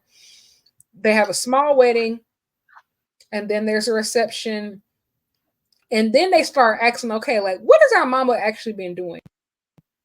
Like what Right. has she actually been doing this entire season? Then they don't have to wonder too long because they actually start dancing out, on the floor. And then Lord Kilmartin gives a beautiful speech about the Bridgerton family and talks about like, the bond between the siblings. And then Violet and Francesca play the piano together. It was really beautiful. Actually, it was really beautiful. So Penelope talks to Colin, and she's just like, I don't need you to save me. I can stand up for myself. Like, I just need you to love me. And, like, I love that scene. Uh, so, I'll take a pause here before we finish out the end of the rest of the episode. So, up to Francesca's wedding, what are your thoughts? I love that we see more of a view on like the family aspect because Yeah. we'd been seeing everybody do their own thing and be worried about themselves all season long. So to finally see them like reconnecting and finally going, oh shit, our mom, she's always looking out for us. We don't even know what she's doing. And you could see like there's a point where like one of the boys is like, I gotta go see what's going on. They're like, no, no, no, she's happy. Like, just let her be happy.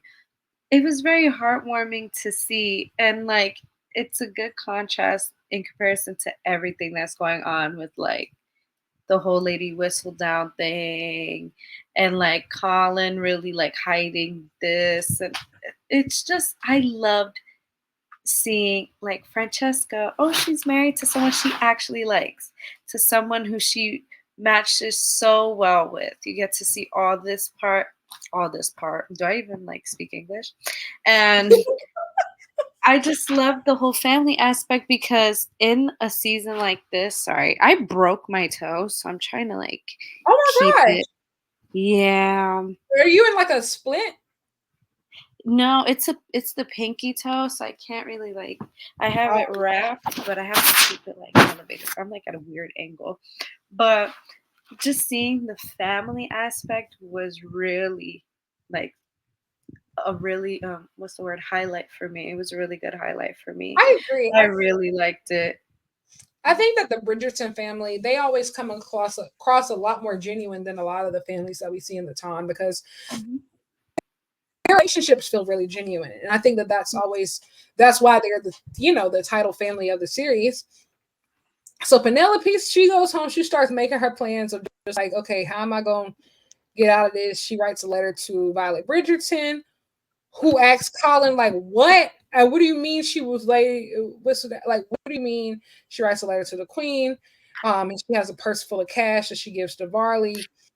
We find Benedict. He finds out that this lady has feelings for him, and he's like, listen, I just figured out how great being open is. Like, I'm not ready to settle down. I'm having so much fun. I'm having so much fun.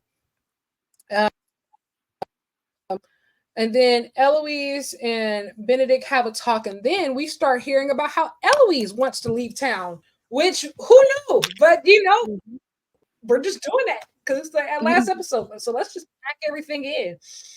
Um, so then the Bridgerton's Penelope sisters have their ball. They didn't know what they expect because they don't got as much money as everybody else, but they get there and it's end up being the party of the season because Penelope ends up paying for everything, but she gives her mom the credit for it, which is really beautiful when you think about how far their family has come, of how they start looking out for each other. Because her mom feels like it's the last big hoorah because she thinks she going to jail after the way that they took them people money. But then Queen Charlotte comes in and she said, "I'm here to make an announcement. I got a letter from Lady Whistledown, and somebody said they want to plead their case to me. So I'm here to hear whoever." And so she turns over the floor. Everybody's like, "What's happening?" And then Penelope gives this great speech. And she's like, "It's me. And sometimes I do get carried away, but I think we can work together. I think that we can be great together, Queen Charlotte." And of course, her messy ass lives for this. And so she's just like, "Okay, I'll be watching. It's cool." And then so that everybody's in shock who didn't already know. But one of her sisters, Penelope's sisters, like I said, they're at the ball. So she releases Release the box. she released the box. And so it set up a distraction. Lady Danbury, being the only smart person in the room, always said she always knew that Penelope was Lady Whistledown because she's the only person who loves the Bridgertons more than her, which was really beautiful. That was really sweet, yeah. That was really sweet. And so Penelope goes and finds Penelope tells her mom that I'm going to get your name cleared. I'm going to get your name cleared. I'm going to use Lady Whistledown to do it, and now I can know that I had money coming from the writing. So we gonna clear our names. And so then she talks to Colin, and she's telling Colin that I understand if you want an annulment. And Colin is like, "Oh my gosh, like, what do you mean? I never want to get annulled from you. Like, I was trying to, I realize now that you and Lady Whistledown are the same person, and I love you, both of you, and I can't believe that you love me." And it's just like, wow, lover boy Colin is really, really sweet. And then we get another last thing happening of just Francesca. Eloise comes up to Francesca and says, like, "Hey, can I come to Scotland with you?" Then she asks her new husband and said, he's like, "Yeah, the more the merrier." He said, "We actually have one more person coming with us. Meet this girl named Michaela." And then Francesca just explodes into a rainbow and happy pride. and also Cressida leaves town. And Eloise should be back by next year. And then Penelope has a baby. And so do the other sisters. She has the boy. And Colin writes a book. And so, everything happens. Like, so many things happen in like that last 10 minutes that we're just supposed to stew over. So there was a lot there. We had the unveiling. We had Francesca's great bisexual awakening. We had babies. What are your thoughts? My thoughts were a lot of stuff packed into the final moments. So it's like a lot because, oh my God, the climax, and then it's like everybody like forgets it so fast. It feels like. But I liked, the subtle hints as to what could be like going on in next season with like Francesca, Michaela, and then Eloise coming back. And maybe if she decides that she wants to, actually find love, Benedict figuring out what he wants to do, seeing how Penelope maybe like fits in with like no longer using Lady Whistledown, but just being herself. It's just, I like it. It was a setup, a segue. Absolutely. Which is like, in a season like that, that's so fast paced, that's the only thing you really can do.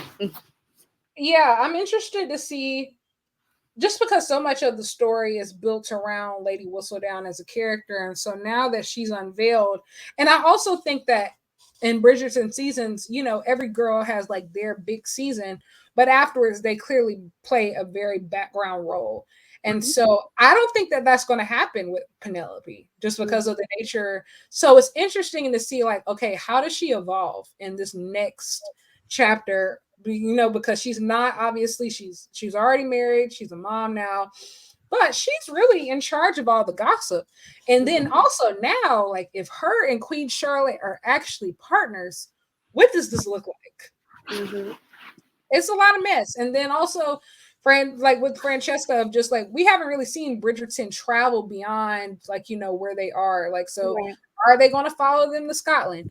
Do they eventually come back? There's so many questions. Also, who's up next? Like, who goes into society next? Like, there's, I think, two more kids uh Mhm.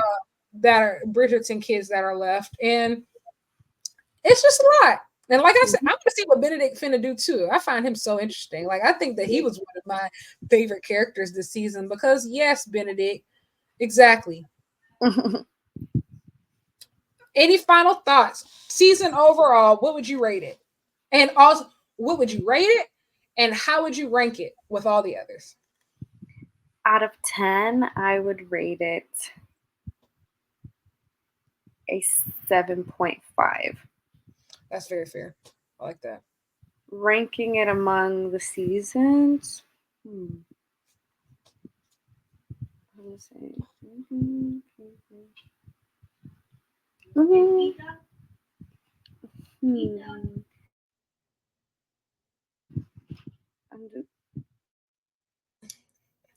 Um, I would rank it as third. Third. So that's I'm behind. including Queen Charlotte.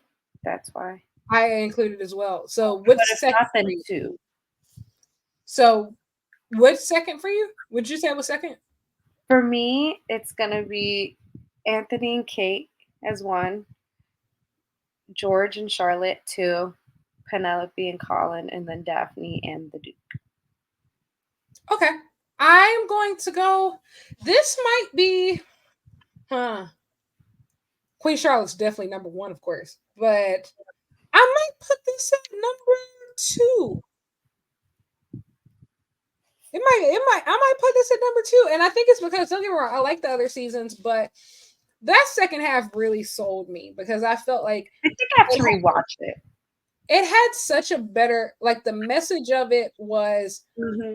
of Penelope eventually learning how to save herself and like just becoming her own autonomous person. I felt like it told a completely different story than we've seen from a lot of the other girls. Like, don't get me wrong, like, they're all like very strong and like in their Hmm. own right for sure, especially like Kate. But I do think like her making her own money and make her own way in the world completely separated Hmm. her from some of the other characters. But like I said, Queen Charlotte is still number one, easily. And none of you have gotten close to it, like, at all. Like, Literally. not even close. But that's Bridgerton season 3, guys. Thank you for hanging out with me, Jana. This has been so much fun talking about the Ton and Hmm. all of the characters. I'm actually really upset. Like, they used to have like the Bridgerton experience Hmm. all around the world, and so they used to like have these balls in like big cities that you can go I to. think they have it in New York pretty It's soon. back. Yeah, I think one is in New York. I will go during Forbidden Door weekend. I swear to God. I'm gonna put a pin in this. But I've always wanted to go to one. So like, that's up there for me. So thank you for telling me that. I will be researching that as soon as we get off the stream. But thank you so much for coming on. This was so much fun. Where can people find you? And do you have anything that you're looking to plug? um, you know, follow me on Twitter, Viva La Jana. That's where I do most of my talking about wrestling. I'm on a brief hiatus from Wrestle Purist right now just because of work, but we're working on getting me back on a stream pretty soon. So anything Wrestle Purist related, follow at Wrestle Purist. Those are very fun people. You would all enjoy them. They're very versatile. They like WWE, AEW, New Japan, um, anything. they like it, they talk about it. There's a little niche for anyone who likes wrestling there. So yeah, that's how I really got to flying.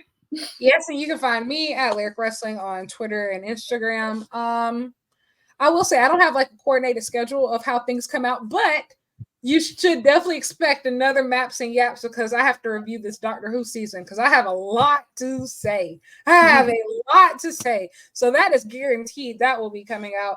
And I dropped a few articles this week. So in this past week. So check them out. I talked about the best uses of music in AEW history, and also a special exclusive 20th anniversary interview with Go Shiozaki from Noah. So lots of fun stuff. So just keep tabs. But for this show specifically, Maps and Yaps, this isn't about wrestling. And so I'm really glad that we were able to talk about, like, Bridgerton, because duh. But once again, thank you so much for coming. Thank you, everybody, for listening to another episode of Maps and Yaps. And we'll see you soon. Bye. Bye.